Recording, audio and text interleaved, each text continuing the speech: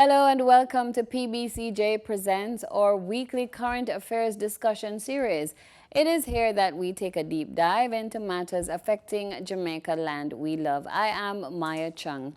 This week we are joined by Rosana Pike, Health Education Officer with the Heart Foundation of Jamaica. Welcome, Ms. Pike. Hi Maya, thanks for having me. You are more than welcome. We want to examine the dangers of being super fat, aka obese. I have made it my mission to translate the language of health because people are taking being overweight lightly, pun intended. All right. You come highly recommended. You know what you're talking about. This year, World Obesity Day falls on March 4, which is a Saturday, but leading into that week, you're going to be doing some activities to highlight the dangers of being overweight. Right, that is true. What are some of those activities? All right, so with the Global Health Advocacy Project and the Heart Foundation of Jamaica, so the numerous activities we'll be doing week-long, including like putting out press releases, and of course, each activity is tailored to different audiences, but at the same time, it's for all of Jamaica. So press releases, articles educating the public about being overweight or obese or, you know, having too much fat on the body. Super fat. right? Because in this day and age, where Jamaica is going, I mean, as I always tell people, it looks like we're in a race to become the heavyweight champion of the Caribbean or even the world, right? The world. And people might hear us and say, boy, it sounds like whatever. But you see, when you make the language very clear, they're not understanding the value of multiple of hundreds of thousands to be found without health insurance. When you're so overweight, your heart starts to malfunction. You develop, is it type 2 diabetes, respiratory illness, hypertension, you know, you have risk of developing or having a stroke increases, certain types of cancers, right? And all of these heart attacks, right? And they all hand in hand. It's like, I always tell people, listen, so once you have that excess weight or excess fat, I should say, just know that your risk of having all of these diseases, it increases. And these diseases... You have a percentage, like, does it increase by 50, 100, or you're not... All right, so there's no set percentage, but what I can say that, look, we go out there and we educate people. 1 in 2 of us as Jamaicans is overweight or obese, right? That's just about 54% of the population. And mind you, these statistics that I'm going to quote are coming from the last Jamaica Health and Lifestyle Survey in 2018. So you can, when I say them now, we can only imagine when we do the next survey, what it's going to look like. Jamaica will literally be falling off the map. Our children, you saw that there was a 68% jump, right? In obesity, right? Exactly. So it shows that, listen, we have a major problem. We need to change our mindset as well as how we do things as Jamaicans. All right, there's something I want to get out to the members of the public because people think that obesity is a big round person or child or elderly person. Obesity is actually measurable when you're a particular height and you're supposed to be a particular weight. So argument's sake, I'm not a specialist, so you can put in the numbers where at 5 feet 3, say the average female is supposed to carry between 150 to 160 pounds, and she's carrying 190, right? Then she's, way but hold on. But when you look at her, she's a tickers, which is what is wearing globally. So she look good in your vision, but she's obese. Not just on that would be classified as obese, right? So if you're 150 and supposed to be between 150 to 160 and you're carrying 190, yeah, you look healthy and round and all the guys and this, you're obese. You are. And it might be hard to accept, especially for a lot of Jamaicans, knowing that, as you say, it's like the trend now that you have to be thick. And that's what, thick, and that is what is appealing. No, listen, Miss Pike used tickers. All right, yes, tickers, and that's what they say. That is what appealing to the opposite sex. That's what the men are looking for. But the women are also saying those thin men where the pants are falling way down. They're not appealing either. So they want a gym guy, and so a lot of the men are compensating by putting on fat instead of going to the gym. And so we just caught in a cycle of, but all right, if it is looks that is governing this thing, tell us some, give me two before we move into our first break. Give me two at least of the chronic conditions, both male and female, because we're both human, that can accrue when you're overweight, obese, when you're supposed to be 160 at most and you're 190. All right, so when you're overweight or obese, when you find that you're putting on that excess weight that should not be there, then, as we said, the same diseases that we mentioned earlier. But guess what? At the same time, it can even go further than that because it might even result in death. And then you have to look at, the expense where, to treat certain disorders, right? Maintaining that you've given yourself. Exactly. So it's better you pay the price now to say, let me try exercise, try eat some healthy food, than later on, medical bills will cost way more. And then at the same time, apart from going back to the diseases, you find that, listen, because you have that excess weight, your body your bones can't carry all of that, so you find that your bones start to deteriorate. All right. Osteoporosis. Exactly, osteoporosis, and then you find that your lungs, they're overworking. The heart itself overworking, trying to pump blood because of all of that, excess fat inside that has built up. You mentioned something off camera that I'm going to bring to the forefront, Sure. whereby you're looking at the outer body, but fat all are growing in your heart. All right. Getting technical. Yeah, I'm a novice. You explain, but right. fat, tell me about so the fat. that's what we call visceral fat, meaning fat on the inside and it's surrounding all of your vital organs. So your liver might be covered in fat, your heart, and you don't want no fat covering your internal organs, because guess what? If the fat covering them, they're going to restrict them from operating, and when they can't operate, right, and what's going to happen? Heart attack, stroke. And a lot of persons are not, you know what I always think? Everybody talking about heart attack dead, stroke dead, so and so. You know what is worse? Heart attack live and mash up, right? Stroke live and mash up, and then maintaining that and get the longevity of life to 70. Stick a pin. We're going to take a break. You're watching PBCJ Presents. My guest is Rosana Pike. We are going to come back right after this break. Our topic this day is obesity.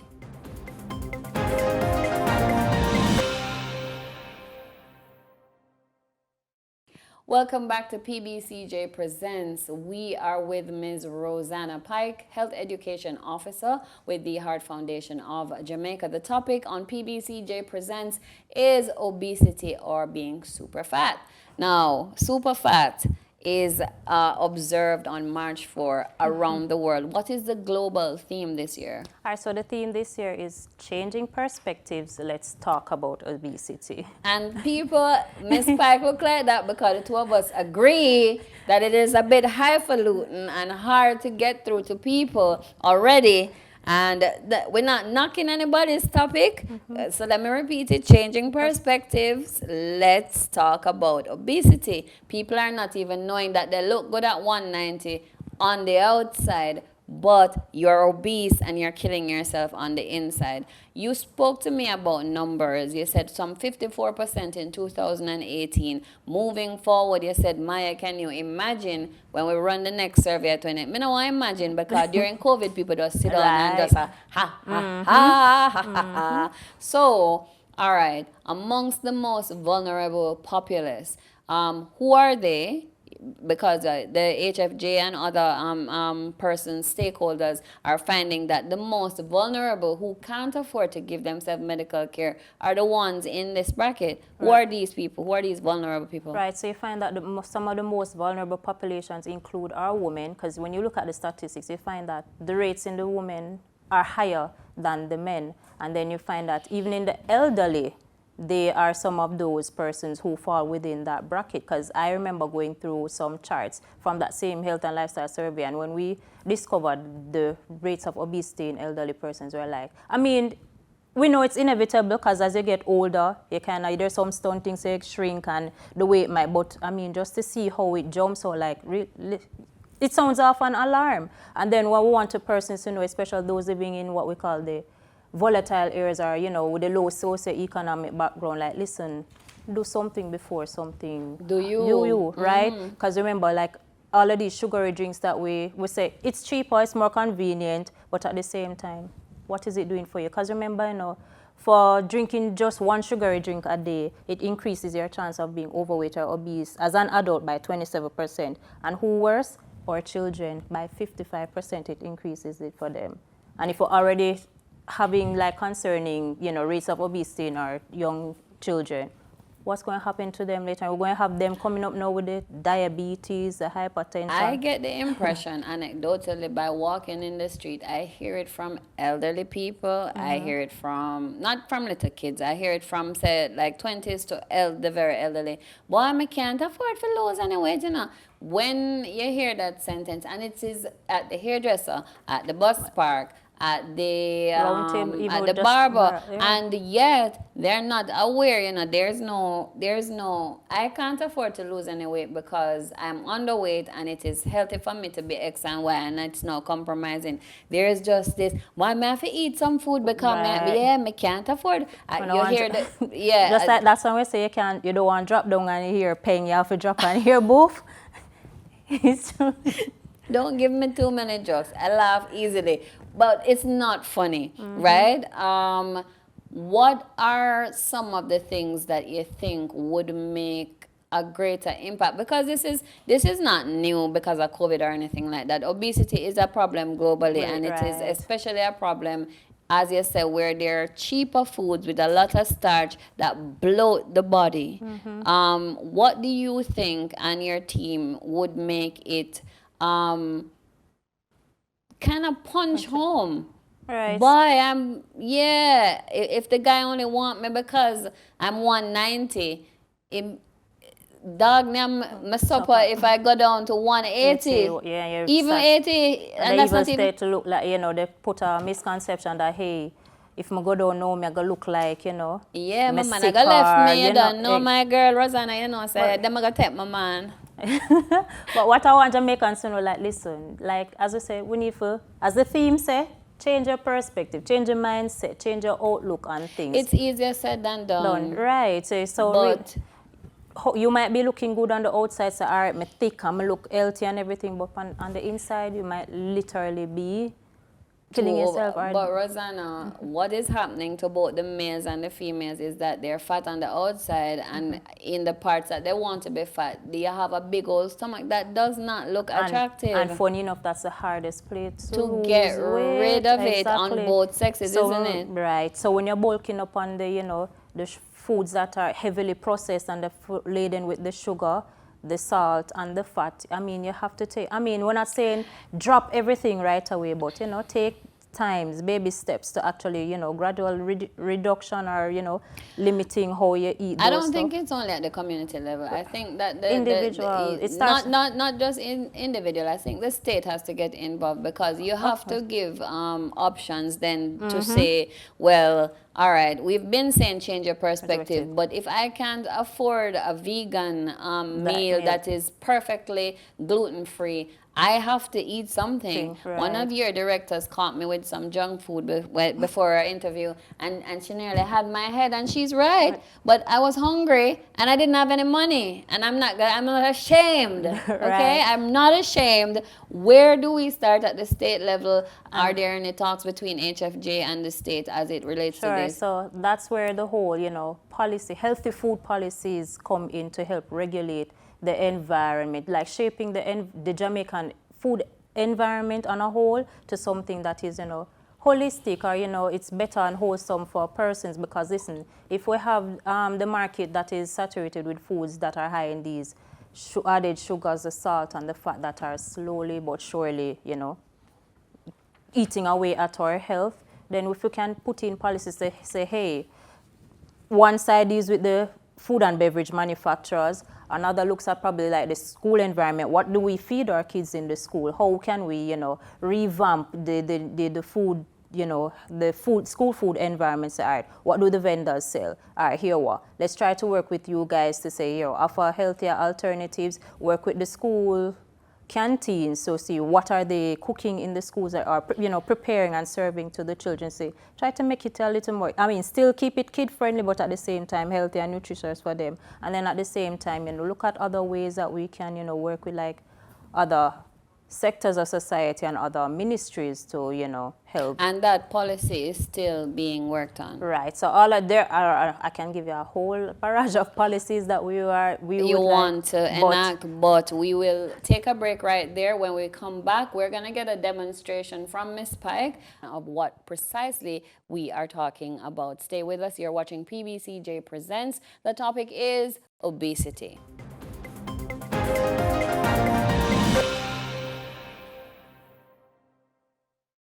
All right, Maya, so continuing our conversation. So right here we have a setup of, you know, variety of commonly eaten foods and, you know, beverages that Jamaicans like to drink on a typical daily basis. So first, let us start by looking at, you know, a box of cereal. So we see we have two here, the regular crispy flakes, and then you have the sugary cereal, right? And if you notice, we have on them what you see. Remember those black octagonal warning labels. Remember we were talking about policies that can, you know, the government can put in place to help with combating overweight and obesity. Because a lot of people are not even aware that, yes, most of our cereals are high in sugar or high in sodium or salt for short. Show them the salt bottle from me, Maya. So you see that sugar-coated cereal, all of that. That's what? How many teaspoons?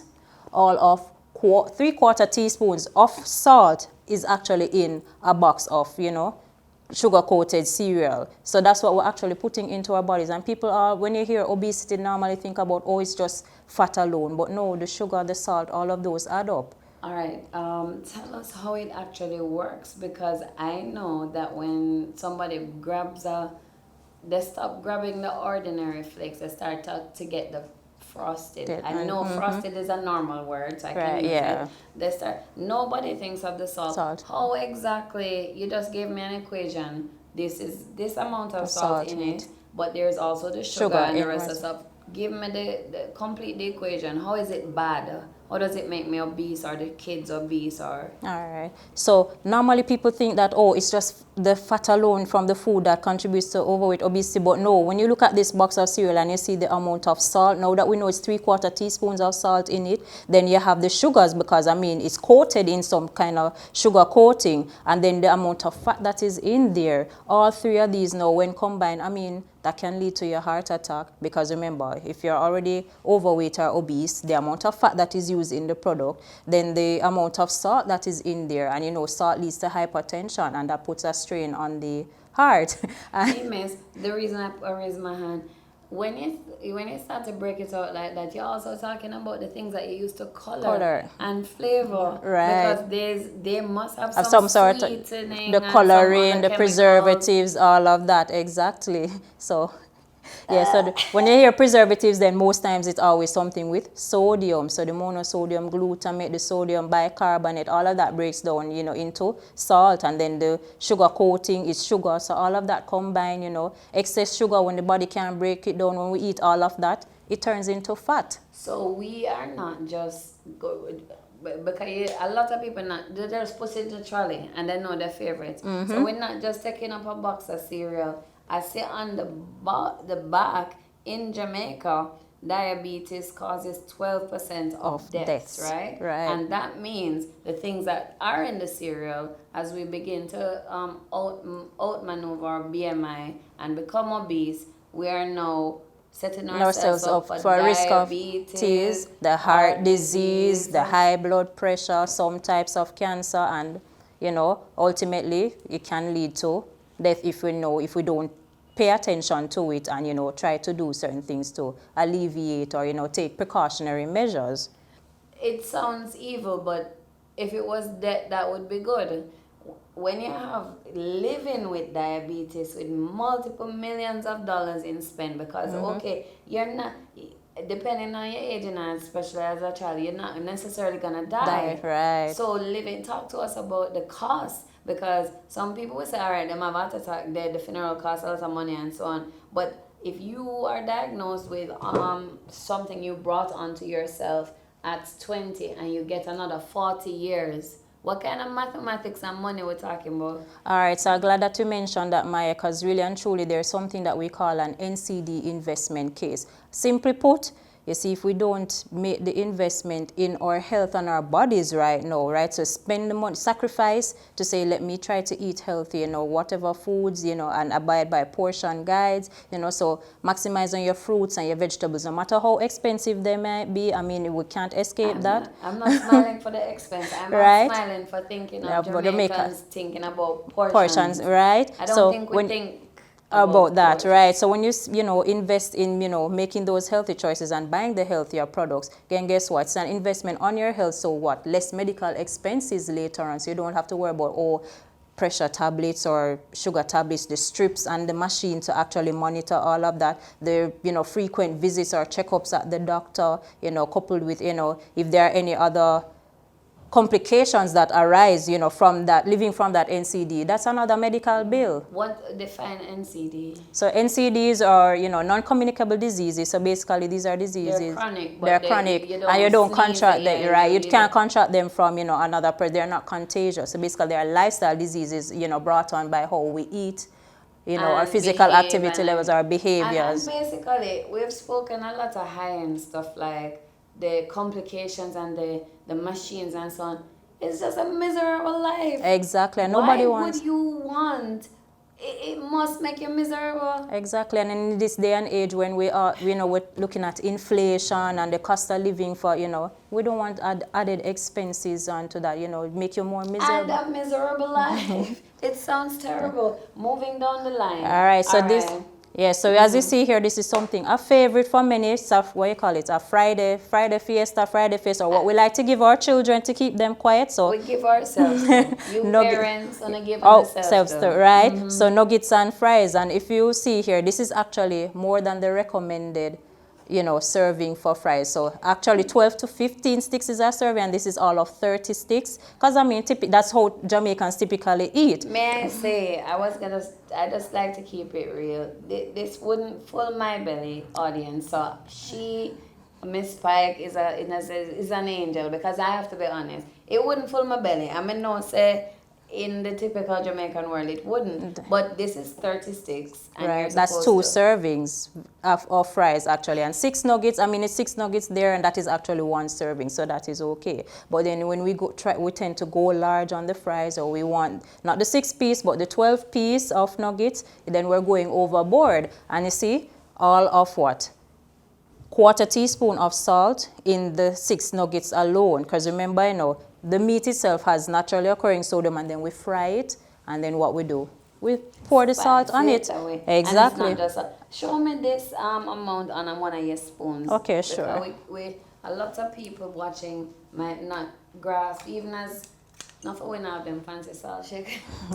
All right. So we're looking at 1/4 teaspoon. This is not my correct, but you know, 1/4 of this. So we're looking at about right here. So that's it. You and I want this to take hold, because so we're looking at about increasing. This amount of salt. Some people in Jamaica are, you know, I was your devil's advocate. So everybody in Jamaica can say, oh, come on, Miss Pike. It looks a little bit, yeah, but guess what? When we keep adding, and remember, we're not just eating this alone for the day. You're eating other foods that you season with the salt, and all of it adds up. And by right, you're not supposed to have more than one teaspoon of salt for the day if you're a healthy adult living without hypertension. So you see, when you're eating that, all of that is 1/4 teaspoon, and if you go larger, add more, you can imagine you probably exceed your day's limit right there. Your recommended daily allowance for a healthy person living without hypertension is 1 teaspoon of salt per day. 1 teaspoon. All right? All right, so the sugars now. So we're looking at our, you know, typical beverages. So you see here we have 3 different sets of beverages. So you have the typical carbonated beverage that people like, especially this one that we like to use to bust the gas. But did you know that the average soda has what? Hold up and show them for me, Maya. 7 teaspoons of sugar, and it can be more depending on the flavor, the brand, you know, the make. Is this a teaspoon? Yes, that is 1 teaspoon. So if I had 3 of these, and I'm not even supposed to be having that.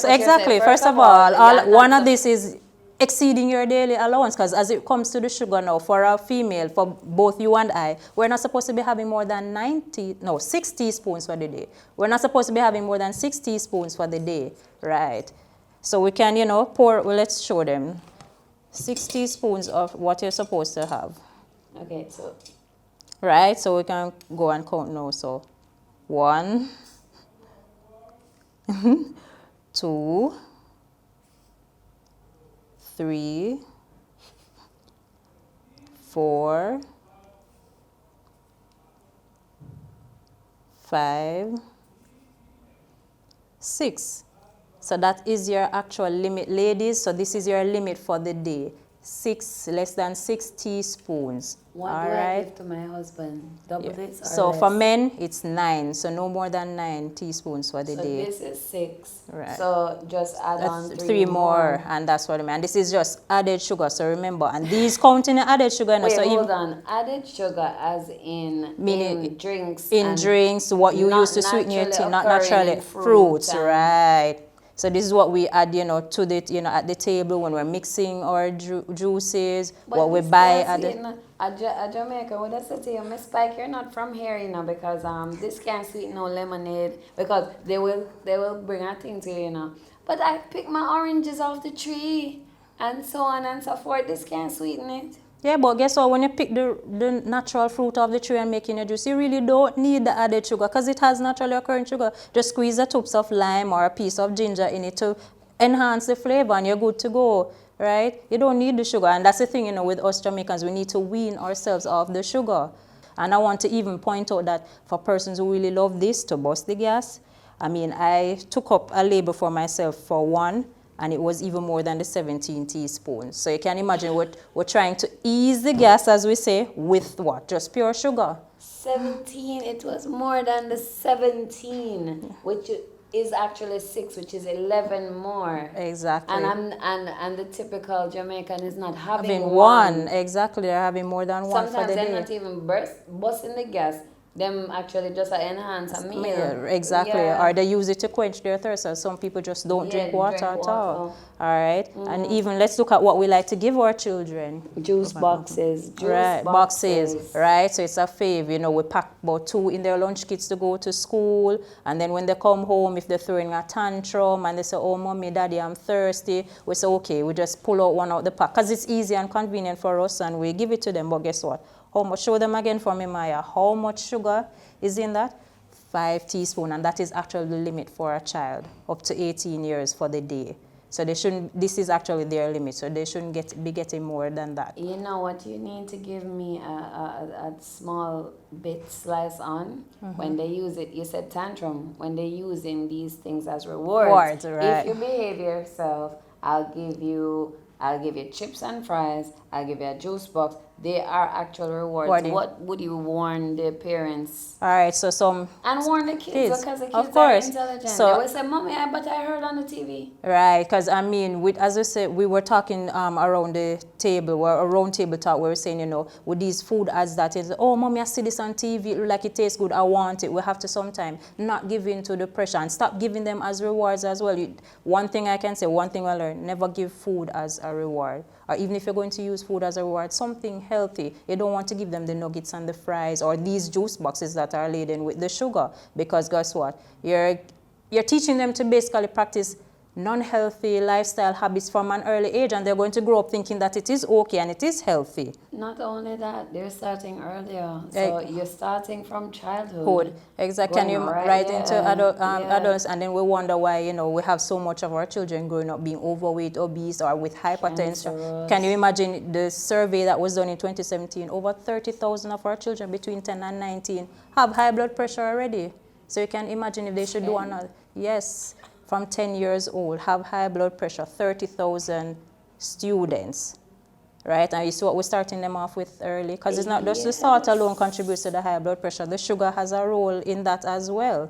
So we're really... And then I want to keep on reiterating in this particular program and for this year, guys, remember, when Ms. Pike and HFJ and all the authorities say these things, everything that they put in the product has a flavoring that has very much so sugar Right, sometimes sugar, salt, some sometimes sort of, sodium. right, or the fats, right? Right. So it's not as if Miss Pike is saying, yes, all right, simply sugar, simply salt. It's a compilation of things that makes it so delicious and it makes it addictive. Exactly, and I like glad how you point that out because I always tell people, notice the three things that make food taste good: the fat, the sugar, and the salt. But guess what? They are deadly. I mean, people might say large extra, but this is right on the line of cocaine and weed and mollies.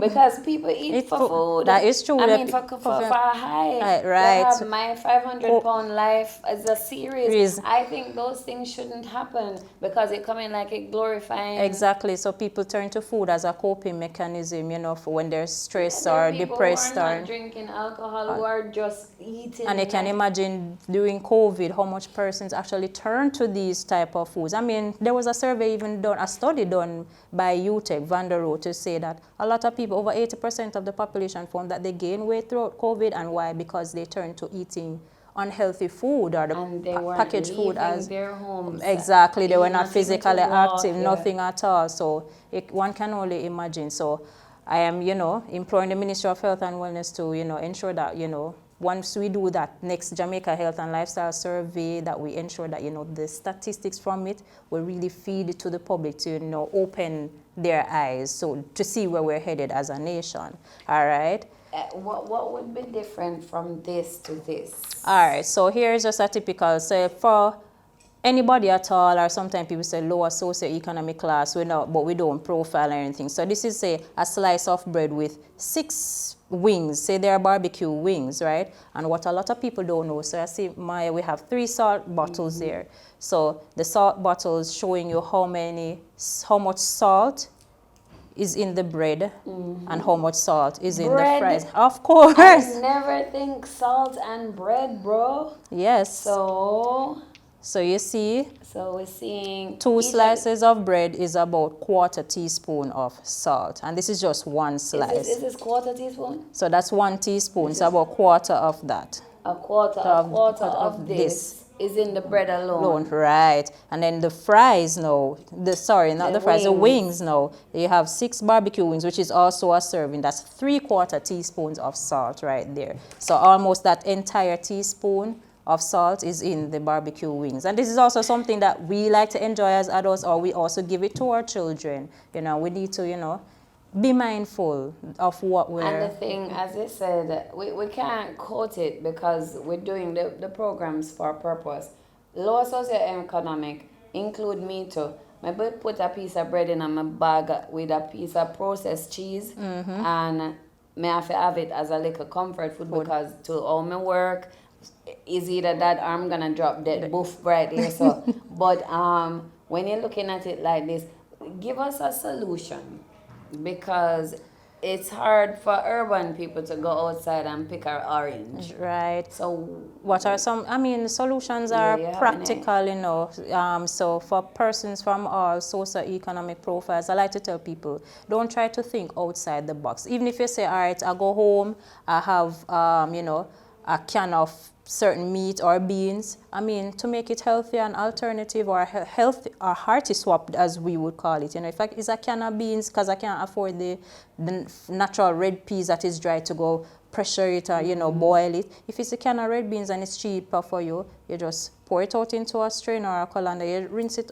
drain it and rinse it under your pipe to get all of that sodium, the water that it is contained in, because it has all of the preservatives, and that is good to go. If it's that you have a pound of flour in your cabinet and you want to make some dumplings, kind of put, as our grandparents would say, turn your hand, make fashion. If you have a stick of carrot in the fridge, grate it or shred it and actually knead it into the flour. Some oats, you pour some of that in the flour as well, and you knead it, or some shredded coconut, and that can actually help to, I recently learned that you made the reference of you can't afford to buy the actual beans themselves, the organic whatever, and there's a stereotype in certain community types, socioeconomic demographics. we look at the thing of being fat, so you're healthy and you look good as a as a myth, a myth, and you also, it does, like you say, you don't want to stereotype. You've said it all throughout the interview, even before the demonstration. You said, I found out that people want to put in all of the sugars and salts because it's a status symbol on a Sunday for your neighbor to smell that you're making enough money to put on a good pot. A good pot, not necessarily in Jamaica terms. I don't think it's gonna smell as great without all the bad stuff that we've just talked about. Sugar, the fat. People, I found out that people were, wow, things are going for Maya because I can smell her the fried chicken, from way but that's usually because you have the additives, preservatives, the extra salt, you know, and then we have our way of how we prepare things with the art and go and put some chicken in the oven. We're still finding ways to add a whole lot of sugar, you know, ingredients with a lot of sugar, a lot of salt, and we're basting the chicken with that. So and being a foodie sometimes come in like a thing, but they're not fooding right. This is alarming, massively alarming. This can be our last. Let me read it, even though you're gonna read it over. This is a soda. This is representative of a 2 liter, typical 2 that everybody grab up and buy. I see people drinking them by themselves, not for the family. 1 teaspoon equals 4 grams of sugar, and in a 2 liter serving, you have 8 servings of sugar. In a 2 liter, in 2 liters equals 52 teaspoons, when you just told me that we're supposed to be having 1 teaspoon per person, and 6 servings for chicks and 9 for dudes, right? And then it ends up at moving towards obesity. The average person I gather, maybe female, is about 1,000 mash calories. Yeah, so the average, the reference range, so it basically all depends on the gender, the age, and your lifestyle, how active you are, right, as some of the factors. But the standard reference they like to use is 2,000 calories per day. Right, for a woman, right? For anybody in general, for adults. So keep yourself in that range. Right, 2,000 is a standard range.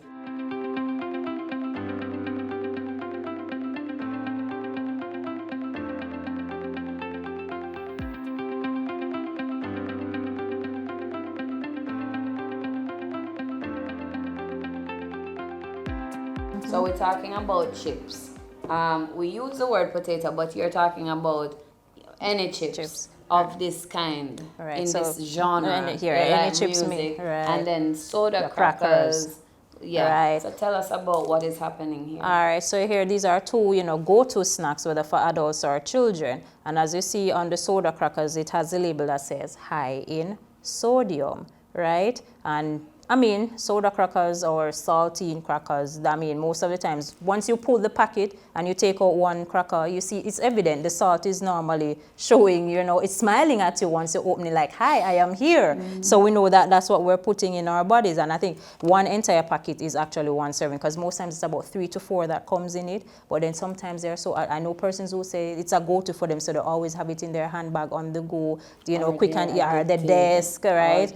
And they're addicted to it. And then most times when you're having that, they pair it with one of this. So you can imagine the salt and the sugar that is going down. And this is the in-between before. Where are you guys going for lunch? Right, exactly. This is just something to stop the gap until your lunch is here. Gap stoppers. Right? And then we have our, this is like a national snack for everyone, everywhere in the world. So you see our, potato chips. Versions. All right. And this now, I'm pretty sure if I were to look at the label and put on a warning graphic on it, I'm sure it's going to say high in sodium and high in fat, because it's, chips, naturally they fry it, and then after it's fried, what's going to happen?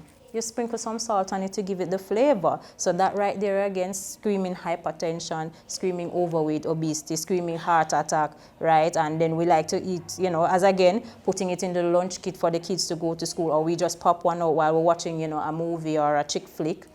And What else can I say, Maya? I'm hoping that the listeners and viewers are actually, you know, taking heed to all of this information. The message, because it's not, it's astounding, and we're not crying while we're doing the demonstration, but this coupled in the context, for 2023, PBCJ Presents has been looking at the various blueprints that we need to know craft, because you're coming against the COVID context. Right. So NCDs are different in the COVID context. Right. So if we have an NCD, which is you're born with something and or it develops because of lifestyle habits. So you could get type 2 diabetes, right, which is not genetically modified. You ate wrong, you never exercise, or something brought or stress. I've heard stress brings it on at times. And living with this thing forever, and it's with the complication of COVID. Right. And if you're living, my thing with it, is I don't go to the death, I go to the living. How do you work? How do you go to school? How do you achieve your life How do you goals? just function daily? And How do you be with a partner? Whatever it is that you want for your life, the monies that you're paying college money to just stay alive, and you're limping from doctor's appointment to doctor's appointment. Right. I don't know if it will take a hold, because we have certain cultural ancestry, which we're a slave. Caribbean is a slave descent. We are all ancested in slavery. Mm-hmm. In slavery, the better you are, measurements of success would be you were eating, and you were big. Right. And also culturally, the majority of our forefathers came from Africa. My forefathers, yours, and so bigness is what they celebrate in Europe. They celebrate smallness and so on. So it's both mindset and actualities, like the game changer of a COVID and so on. But these were always long-standing things. Right. So and I like how you point out, the whole cultural nuances, and with the theme of World Obesity Day to say, changing perspectives, and let's talk about it. So we really need to, try to change some of those cultural perspectives, and, make those, because make those necessary changes. And and at the same time, while we're making those necessary changes for us or for ourselves as individuals, policies, to be put in place by our... Because a lot of people, all right, I need to make this point. One of the things that is being pushed by persons who are stakeholders and are in the field of health is the idea that at the state level, this is not a partisan thing, at the state level we start to identify the dangers in the food, because these labels, are not just because sometimes it's good when you talk to a novice like me, because it's not just about the fact that you're supposed to have this amount of sugar and you're not. Right. It could be a product that is in contravention with something you already have. Right. So you never knew that you're not supposed to be on it, whether it's this amount of salt, sugar, or whatever, and you just grab the thing off because, easy cheesy. Yeah. And it's what you're used to. It's not just, oh, no, I'm going to lower my... It could be your NCD, that you got your asthma, that there are certain preservatives that make you start to wheeze. Right. Asthma is I trouble with asthma, and asthma is a thing that can be set off by anything, even a preservative in a food, right, or certain levels of salt, sugars, and other things. So these are not yet, we wanted to make it clear, so these are not yet on the box. The stakeholders, including... we're advocating for. So So this is just one of the, what we call front of package warning labels. So it's a policy, it's implemented in a number of countries across the globe, especially in the Latin American, Caribbean region like Mexico, Chile. I know Mexico is one of our biggest trade partners. So we use evidence from those countries to say, hey, it helps to, combat overweight or obesity, and it's already embedded in the framework of a number of local, regional, and international, policy plans, right? So something like this, or a national school nutrition policy, which Minister Tufton and Minister Favor Williams, announced as a green paper last year in May that they're working on, and we're hoping that, God's willing, by the new school year, September 2023, that we will actually have such a policy in place to help. Can you tell me the name? Is it GAP or? Our project, the the policy is the school nutrition policy that they're working on, and us as the Global Health Advocacy Project at the Heart Foundation of Jamaica, along with our other stakeholders, where that's one of the many policies on the forefront that we're advocating for, along with the front of package warning label, and of course restriction of the marketing of unhealthy foods and beverages to children. But that's another conversation, because angry mob going to descend on you. And at that juncture, angry mob, stay away. We're here for your health. You need to listen to what is said here. Rome wasn't built in a day. Try increments. Try small steps. Exactly. Yeah, that's how we say, moderation is key. If this look crazy to you because you typically have this in your lemonade, try half of this and see how it tastes, if it still have flavor. And then keep going down. It is a serious issue. It's a very serious issue.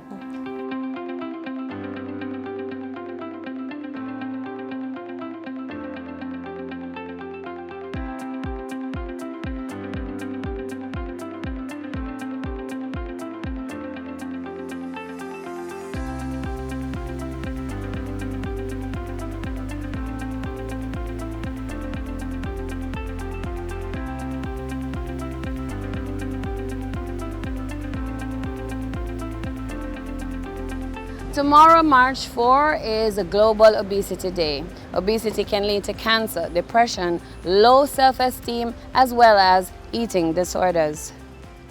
All right, Ms. Pike, it has been really interesting. Thank you so much for being my guest. My pleasure, Maya. Always a pleasure. And, as you were saying earlier with the theme, let's hope that Jamaicans will change their perspectives after hearing our discussion. Indeed. And that is where we take it for this episode of PBCJ Presents. I have been your host, Maya Chung. And as I said, my guest has been Rosana Pike, Health Education Officer with the Heart Foundation of Jamaica.